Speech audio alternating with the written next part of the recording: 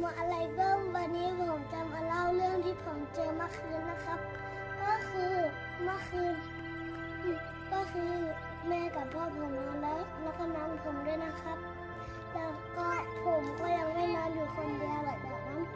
ผมก็เจอรูปจากนั้นผมก็จ้องไปที่กระจกตรงนั้น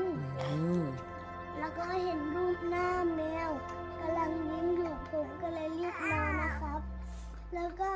ถ้าเกิดทุกคนเจอผีทุกคนต้องอ่านอายะกุรซีนะครับบิสมิลลาฮิรเราะห์มานิรเราะฮีมอัลลอฮุลาอิลาฮะอิลลาฮุวัลฮัยยุลกัยยูมลาตะคุดุฮูซินะตุวะลานะละฮูมาฟิสสมาวาติวะมาฟิลอัรฎ์มันซัลลัซียัสเซาอินนะฮูอิลลาบิอิซนิฮิยะละฮูมาบัยนะไอดีฮิมวะมาคอลฟะฮุมวะลายุฮีตูนะบิชัยอิลมิลอิลบิฮิอิลลาบิมาชาอัสยะกุรซียุฮุสสมาวาติวะ